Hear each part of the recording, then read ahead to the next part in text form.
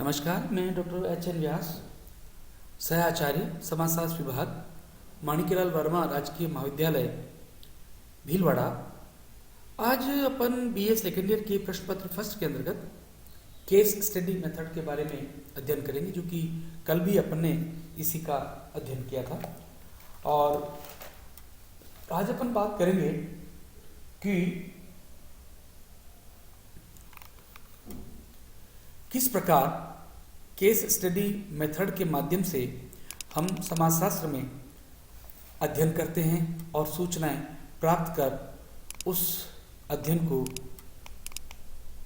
एक फ्रूटफुल बनाने का प्रयास करते हैं।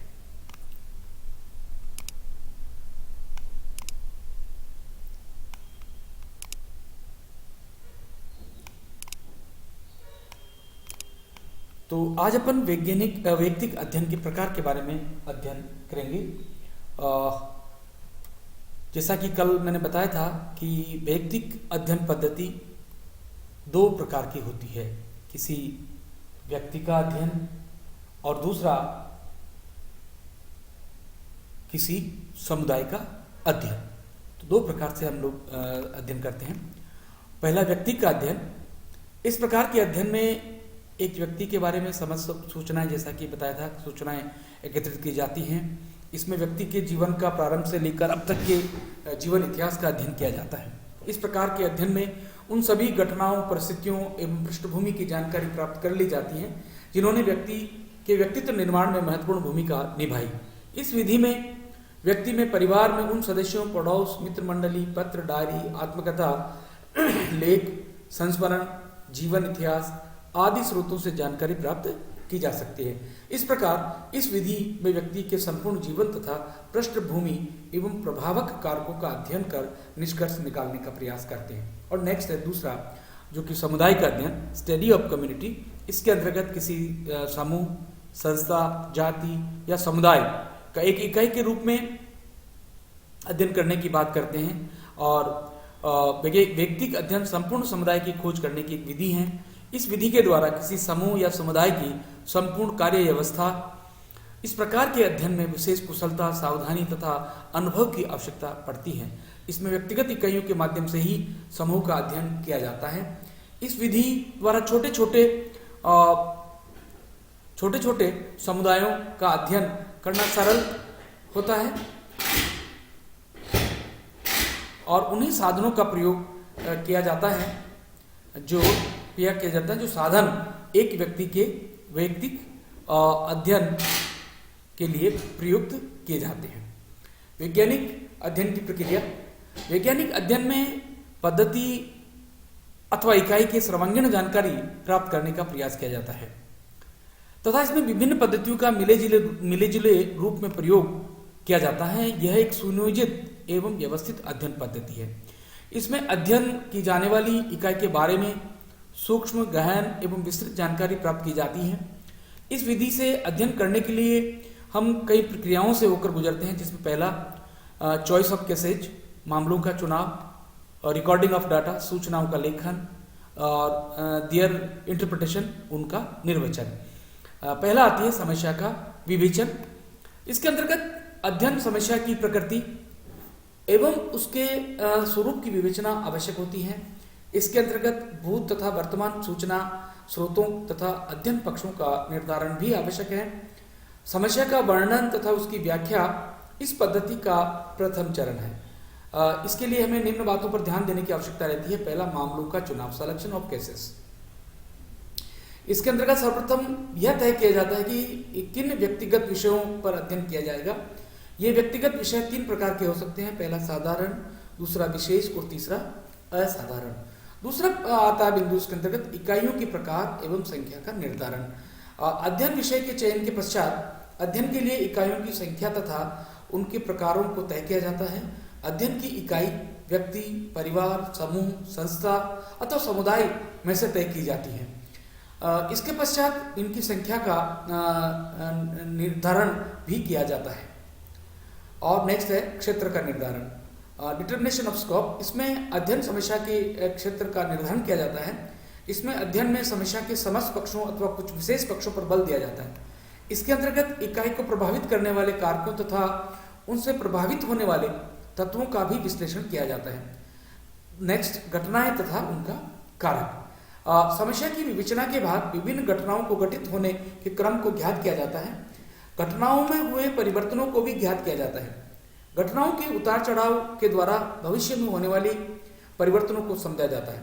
घटनाओं का क्रम, कोर्सेज ऑफ इवेंट्स, इसमें घटनाओं के क्रम को देखा जाता है, उनमें हुए परिवर्तनों का उतार चढ़ाव को देखा जाता है, समझा जाता है। संबंधित कारक, रिलेवेंट फैक्टर्स, अध्ययन समस्या से संबंधित कारकों पर भी पूर्व विचार किया जाता है जिनसे उसके पनपने या विकसित होने से प्रोत्साहन मिलता है। ये कारक प्राय दो प्रकार के हो सकते हैं। पहला, निर्धारक अथवा प्रमुख कारक। इनके अंतर्गत किसी घटना के मौलिक अथवा प्रेरित कारक आते हैं जो व्यवहार संचालन में अधिक प्रबल होते हैं।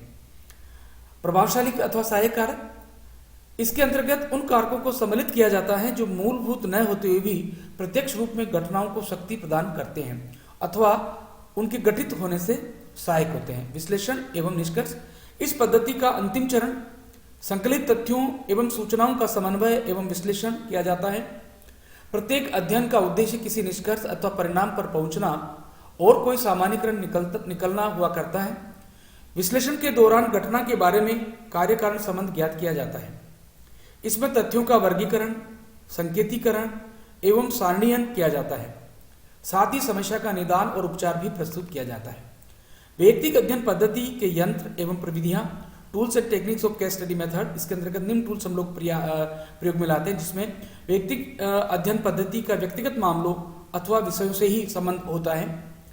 इस अध्ययन के अंतर्गत कुछ ऐसी प्रविधियां एवं स्रोत होते हैं जिनके आधार पर अध्ययन की जाने वाली इकाई के बारे में अधिकाधिक तथ्य एकत्रित किए जा सकते हैं।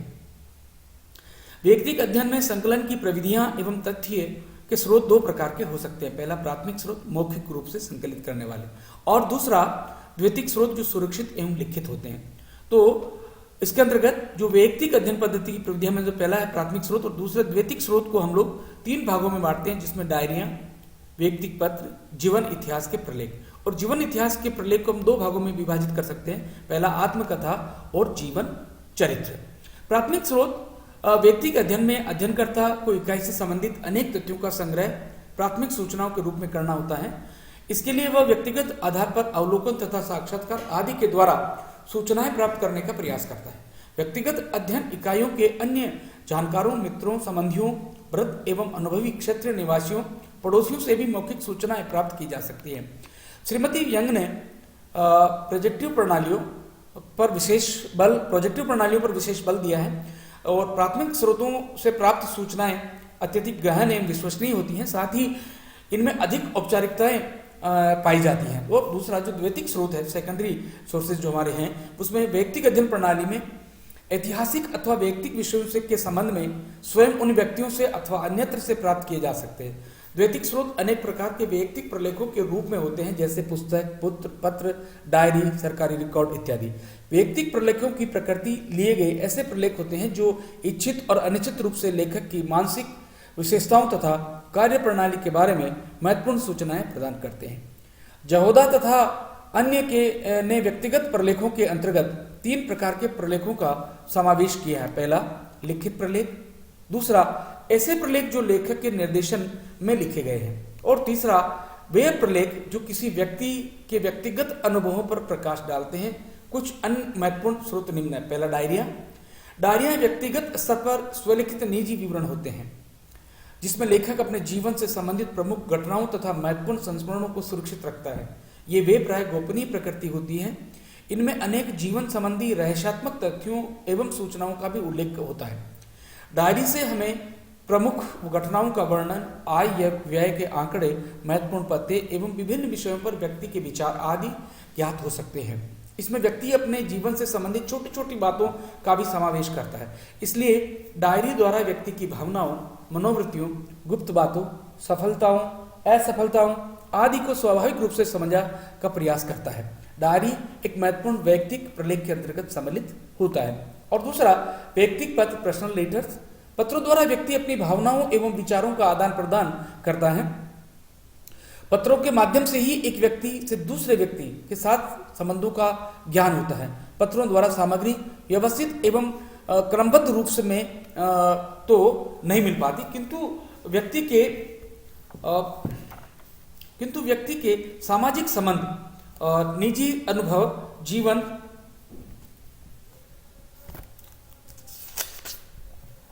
जीवन के प्रति दृष्टिकोण, व्यक्ति की भावनाएं आदि इनके द्वारा ज्ञात की जा सकती है।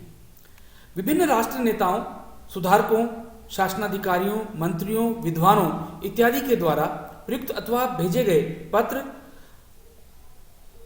उनकी मृत्यु के पश्चात प्राय सरकारी छानबीन के बाद रिकॉर्ड के रूप में सुरक्षित किए जाते हैं तथा कभी कभी प्राचीन संग्रहालयों में भी उपलब्ध होते हैं।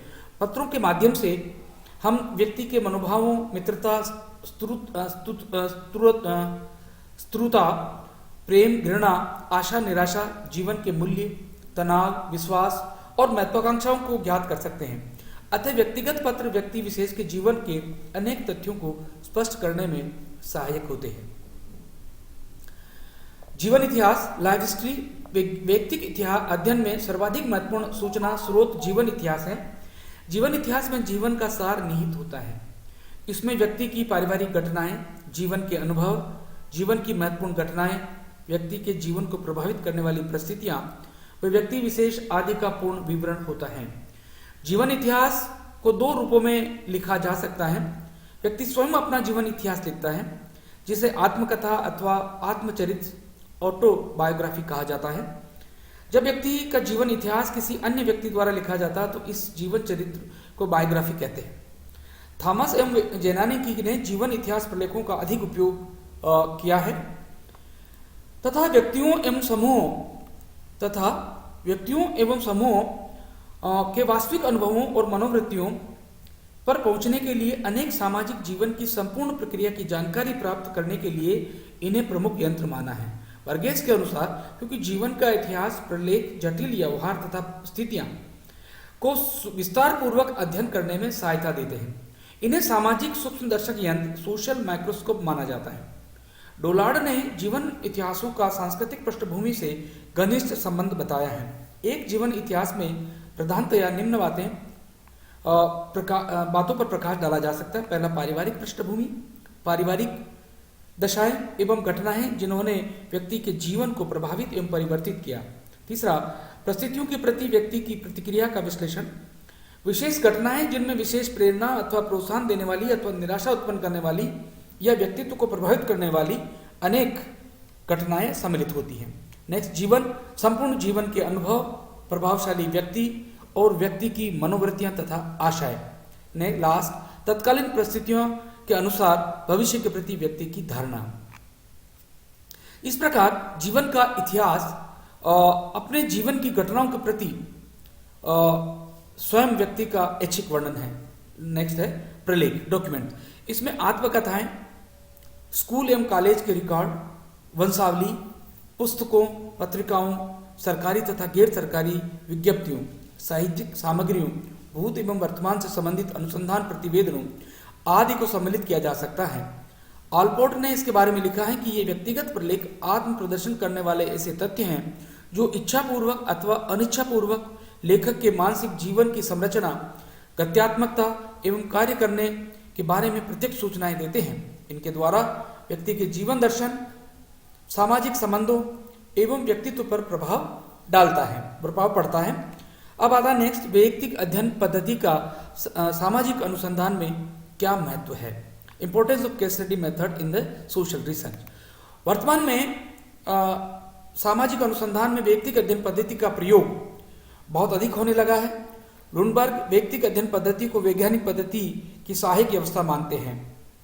गोफमैन भी इस विधि को समाज विज्ञान की एकमात्र गहन एवं विश्वसनीय विधि मानते हैं और इसके बारे में कुले ने लिखा है कि वैयक्तिक अध्ययन विधि हमारे बोध ज्ञान को विकसित करती है और जीवन पर स्पष्ट रूप से प्रभाव डालती है। धन्यवाद, नमस्कार। तब तक के लिए कल अपन इसी को जो वैज्ञानिक अध्ययन विधि का जो महत्व है उसके बारे में अपन अध्ययन करेंगे। तब तक के लिए धन्यवाद, नमस्कार।